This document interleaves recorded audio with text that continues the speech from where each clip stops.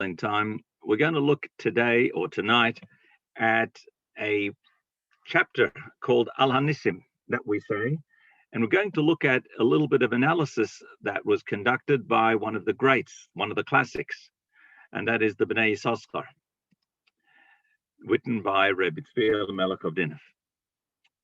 So let's have a look at the Al Hanisim. In the prayer of Al Hanisim, which I didn't put on the page there, but if you've got a siddur there, you can look at it in the Shemoneh Esrei, and it reads as follows: Al Hanisim v'al Purkan v'al Gvuros. We thank Hashem for the miracles. What happened when you did these miracles? And then it mentions how this wicked government rose up against Amcha Yisrael, your people Israel, to make them forget your Torah and to lahavira mechukei ritzonecha. And then it talks about amadatul beis tzarosam, raftas ribam, dantas dinam, etc., etc. And then we find ula amcha Yisrael asisat shua gedola, for your people Yisrael. We find several times that the prayer of Al Hanisim mentions amcha, your people. But then something strange happens. Towards the end of it, the achakach we find, Bo'u vanecha lidvir beisecha, your children came to the sanctuary of your house, to the dvir beisecha, and they emptied out your heichal of all the tumah, of all impurity. They purified everything, and they lit candles. The question is, why do the Jewish people become described as bonecha, your children, at the end of Al Hanisim, in contrast to the earlier description of Amcha, Amcha? So, we're going to have a look now to see how the Bnei Yissaschar examines this and gives the following explanation. He explains that what the Chachamim who established this nusach wanted to do wanted to explain the contrast between the story of Chanukah and the story of the Jewish people in the time leading up to the attack of Amalek. Venira lefarish, we can explain al pipshuta, according to the simple pshat, he says, based on the following medrash in the parsha of Beshalach. And this is the quote. Maksiv, what does it say just leading up to the battle against Amalek? Hayesh Hashem bikirbeinu imayin. The Jewish people called out and said, is God in our midst or not? And afterwards, what happens? They get attacked by the first nation to attack the Jewish people, Amalek. Achakach v'yav Amalek. And the Medrash asks, what's one thing got to do with the other? Ma inyan zeh, eitzel zeh. What has the question of the Jewish people asking, is God in our midst or not, got to do with the attack of Amalek? So the Medrash brings a very famous mashal, which Rashi brings also in Chumash. Mashal latinoik that may be compared to a child who's riding on the shoulders of his father. And afterwards, Roach HaBereshel, if he sees the friend of his father, and he turns and he says, Ra'isas Abba, have you seen Daddy? Amalei Aviv, his father says to him, what type of a question is that? What an insult is that? Ata rochov al kesefov. You're riding on his shoulders. You're riding on your father's shoulders. And you have the audacity to ask, have you seen father? You're asking about me. Hareini mashlichacha, I will throw you off. And then you'll be at the mercy of the enemy. Let the enemy come and attack you. Israel, says the Medrash, in a similar way. God turned to the Jewish people and said like this: I carried you. Al ananei hakavod, I carried you on the clouds of glory. Atem oimrim, and now when something goes wrong, you have a bit of water, a problem with water, all of a sudden you say, Hayesh Hashem b'kirbeinu, where is God? Now you're asking, where is God? Okay, there is challenges. But what happened to everything that you've had until now? And therefore, Hashem says, okay, you'll see now what happens. Comes along the enemy and attacks you. And this is the connection, says the Medrash, between Vayovay Amalek and Amalek comes, and the Jewish people complaining, is God in our midst or not? What happened there, says the Bnei Yissaschar, was really a failure to recognize Nisim Geluim, as we call it, open miracles in the desert. So, it may be understood that Hashem Yisbarach Osim Nisim Shleketeva. God made miracles which shattered the rules of nature. No normal person could deny it. This was undeniably the hand of God that made it. Yad Hashem ostazos. And nevertheless, despite the open miracles, there were segments of the community, ha-sapsuf, the mixed multitude, asher b'kirbo, that were in the midst of the Jewish people. Chokru b'chakiros, they researched and they used their own philosophy, their own human inquiry, be'afshir, to explain that it's possible that nature could dictate or nature could produce such an amazing thing. Moshe did it alidei hamtzos ativios. He did it through some sort of natural phenomenon, which is the way kederech haminig shel philosophy and choikrim. This is the way of the inquirers, of philosophers. They always try to rationalize a godly miracle. Hamtzos lisim alakim. Until, unfortunately, this attitude prevailed throughout the Jewish community. And then eventually they ask, and they have a doubt, where is God? Is God in our midst or not? Could all these things be done through natural things? And they get punished. Amalek comes. Says the Bnei Yissaschar, have a look at the contrast between that story there and the story in Chanukah. Uvechan, and here in the story of Chanukah, b'shvocham shel Yisrael dibur. Look how the phrase or the chapter talks about how the praise of the Jewish people was so great. And it turned out to be a trap for the Greeks. What did they wanted to do? They wanted to lahadiach es Yisrael. They wanted to disassociate the Jewish people from the belief in the holiness of Torah. They wanted to teach them chachmas chitzonius. They wanted to teach them external wisdoms, natural things, tibious science, to explain everything that it's natural, etc., but don't attribute it to God. Now, what happened in the story of Chanukah? V'hinei, and behold, im sheHashem yisbarach lo yasa lahem b'milchamta mimavonim shumnes v'shidud amaracha.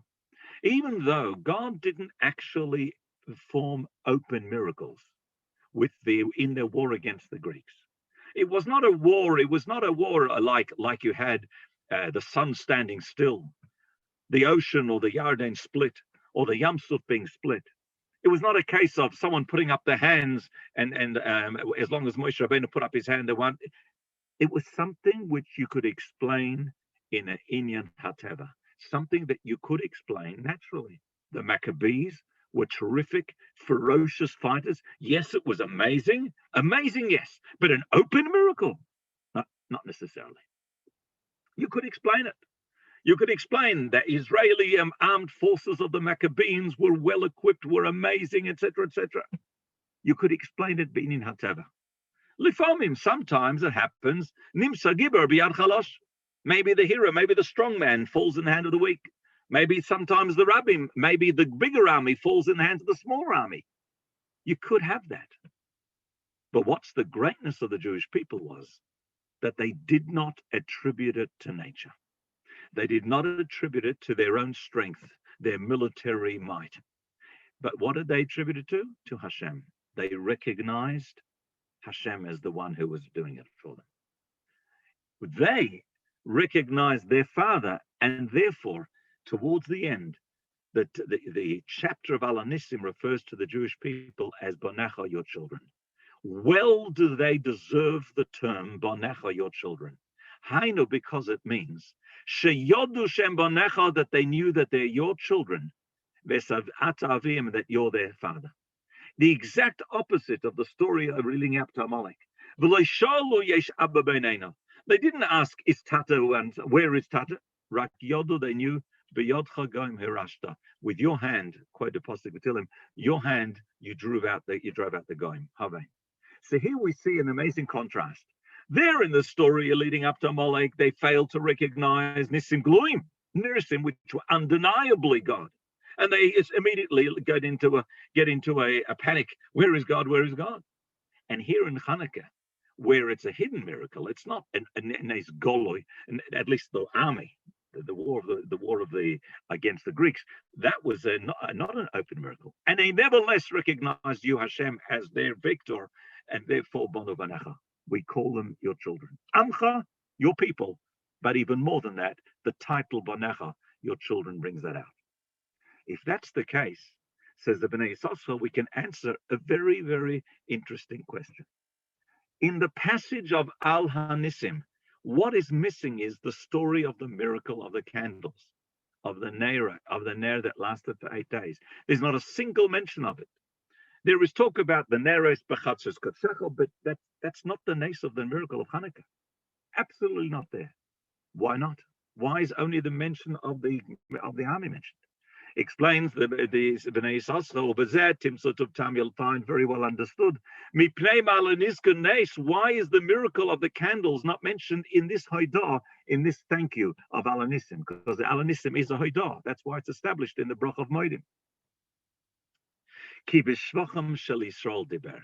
This passage is talking about the praise of the Jewish people. And therefore, right after the miracle of the Nitzochin, of the conquest, a nace which is hidden in nature, if you like, even though you could explain in nature, and nevertheless, and they know that this was all the hashkacha, this was all under the supervision of their father, Ata Hashem Asisa, you did it. That's why the miracle of the war is mentioned, because there you see the greatness of the Jewish people, not saying, my strength, my military might. This would not be the case of the miracle of the candles. Mashenkin, in contrast to the nace of the candles, there's no chiddush that the Jewish people would have recognized that God's hand did that, because that was totally shlikateva. No one could explain how a flask of oil that could last only for 1 day lasted for 8. Havein hadavar baruch habocher b'Amo Yisrael, concludes the Bnei Yissaschar. And look at that! Isn't that wonderful? How the whole miracle of the nace of the candles is missed out from Al Hanisim, because that would not contribute to the greatness of the belief of the Emunah of Am Yisrael.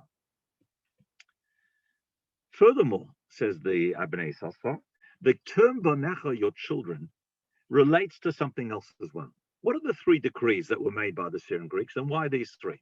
We know that the Jewish people were stripped or were robbed of their opportunity. They were tried, at least, to get rid of the 3 things: Chodesh, the Jewish calendar, the month based on the lunar month; Milah, circumcision; and Shabbos. These are the 3. What was the purpose? What was the reason that these 3 were chosen to be attacked by the Greeks? So I'll tell you here, says the Bnei Yissaschar, what the great Rabbi, the Chidah, brings down. And he says, what's special about these 3 mitzvahs is, because through these 3 mitzvahs, the Jewish people can say, we are the children of Hashem. We are called Bonim. Why is that? What is Shabbos? Shabbos is a proof that the Jewish people are called Bonim. What is the halacha about a goy who keeps Shabbos? A non-Jew is not allowed to keep Shabbos. What's the reason? Because Shabbos is called the scepter, the sharvitoi of God. And because it's the sharvit, it's the rod of the king of Hashem Yisbarach. Shabbos Mekom Lachta, it's Hashem's day of rest. And therefore he blessed it by Yikatsheyu. And it's called Kodesh LaHashem, it's called holy to God. Anyone who would use that sharvit, the rod of the king, which was reserved for the king, would be off with his head. It's treason. It's a moed b'malchus, rebelling against the king. And yet, the Jewish people of all the nations of the world were chosen to keep his day, were chosen to keep and holy the day that Hashem himself reserves holy for himself. That could only be a relationship of a father to a son. Only a king, only a son of the king would be able to hold the scepter, the day of Shabbos. What about Milah, Bris Milah? Bris Milah is called Ois Bris Kodesh. It's called the sign of the covenant of holiness. It says in the Zohar, the inotrin bris, ikron bonim. If we keep the covenant, the physical mark in our bodies, we are called children because of that. It identifies us as children of Hashem, bonim atem Hashem lekechem. Almost in a way that Avraham was called, Tomim was called complete, a complete person when he also had his breath. Jewish calendar, how does that show that we are the children of Hashem? Well, we know that the establishment of the new moon depends purely on Beis Din.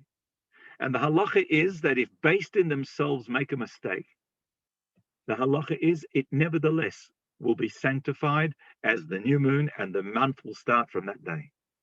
And the Medrash says that God comes down with his angels, so to speak. And he says, what day has the human court established? And the human Beis Din of the Jewish people established the day of Rosh Chodesh, from which we will count Pesach in Nisan, from which we will count Rosh Hashanah and Sukkot and Yom Kippur, etc., on Tishrei, and so forth. That strength that the Jewish people have, that God, so to speak, comes down and says, I will accept what you have done, even if it's done wrongly, even if it's done purposely, as the Gemara brings down. That shows the relationship of a father to a son again. The father going along with the son because the son did it. And the father says, Ich will das mein Kind hat gemacht. I want to have what my child has made. If that's the case, we can understand why the rabbis established the Beis Din of the Hashmonai to have 8 days of Chanukah. It's a very old question. The Nes only lasted for 7 days. So why do we have it 8 days? This is one of the oldest questions, Rabbi Yosef's famous question, and so many answers have been given to it. Either because they already divided the oil on the first day into 8 pieces, into 8 quantities, and they saw that a little bit burned already, or because the bottle was full again after they poured it in. So many different answers. Explains the Bnei Yissaschar. Based on this chidah, we can also explain the following: why 8 days?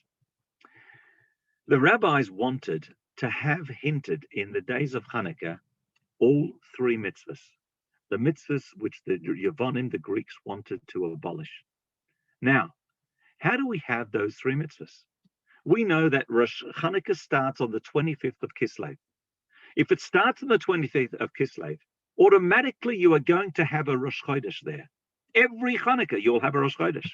And indeed, tonight is Rosh Chodesh Teves. Sometimes 1 day, sometimes 2 days. This year it's only 1 day. So this coming Wednesday, tonight and tomorrow will be Rosh Chodesh.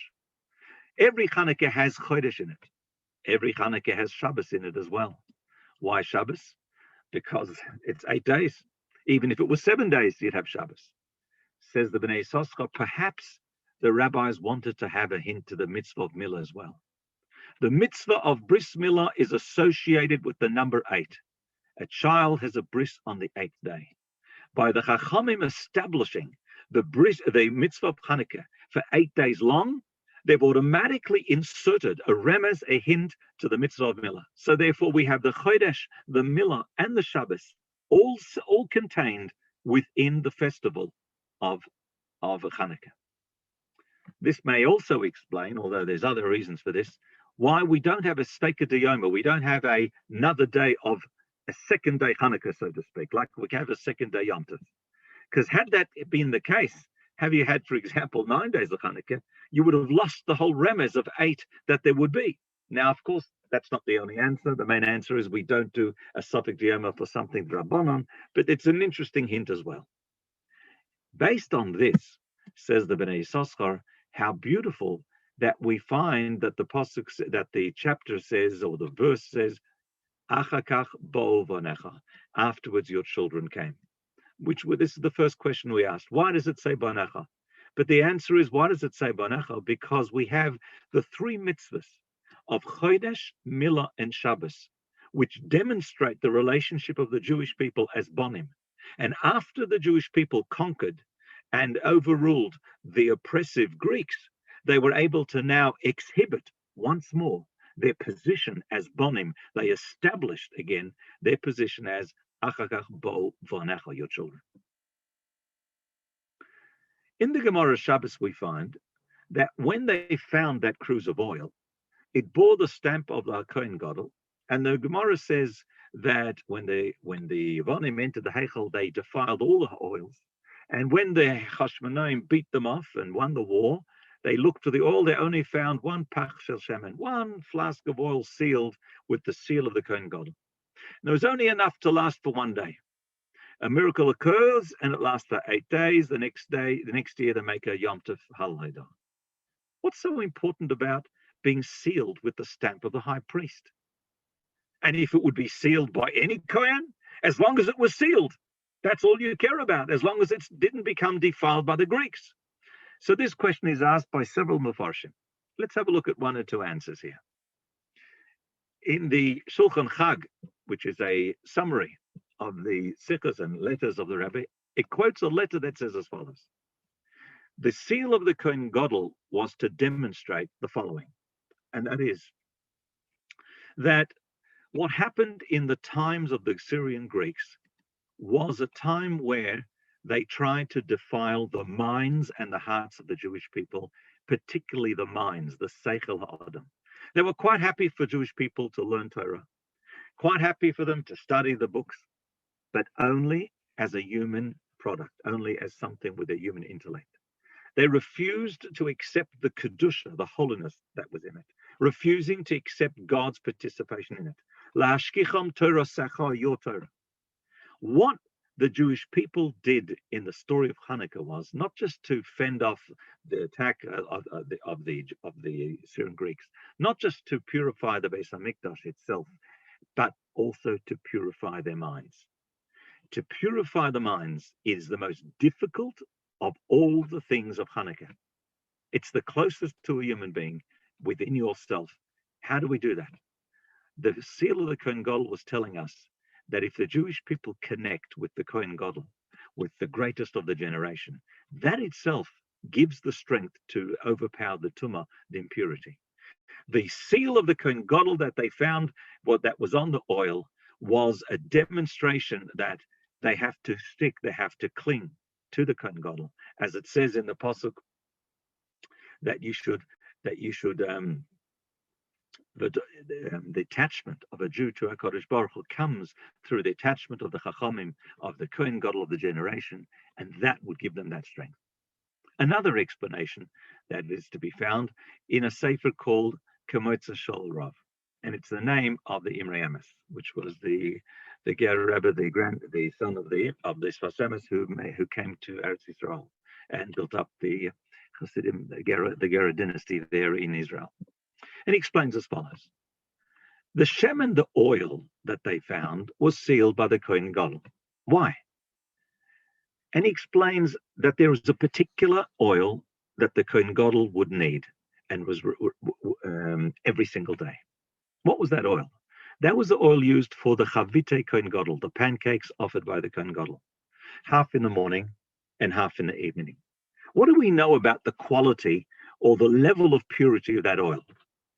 The halacha is that for the menachos, for the meal, for the pancakes that were offered in the Beis Hamikdash, for the meal offerings, the oil could be of the lowest quality. You did not need the highest quality. Shemen kasis lamar. You didn't have to have this olive oil that was pure for the menorah.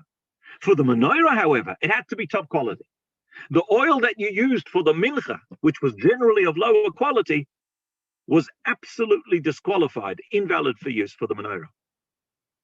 And yet, this oil that they found was sealed with the Kohen Gadol. Says the Imrei Emes, there's a good likely possibility that it came from, it had the seal of the Kohen Gadol because it was his oil that he was going to use for the chavitim, for the pancakes.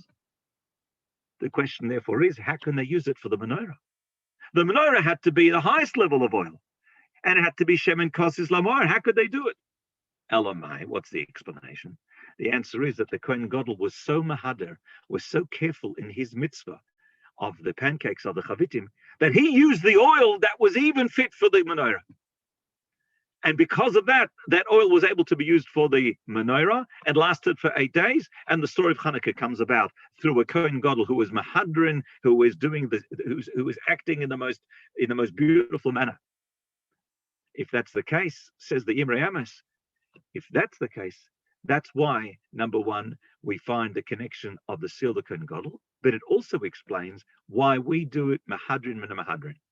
Technically, one lamp for one household every night of Chanukah would be sufficient. And we are Mahadr that everybody lights the lamp. And not everybody lights the lamp, but everybody lights one and then two and then three up to 8th night of Chanukah. Why? Mahadrin, Mahadrin. But now that the whole story of Chanukah, with the story of the oil, comes about through a Kohen Gadol who was Mahadr, how beautiful that we do it that way as well. There is another explanation for why we are Mahadrin and Mahadrin, again brought down in the Shulchan Chag, and that is from the Rabbi. He brings it in a Sikha. Chiba Shalomala Mines. There's love that's higher than a miracle. 3 ways in which God deals with the Jewish people. There is the natural order of things.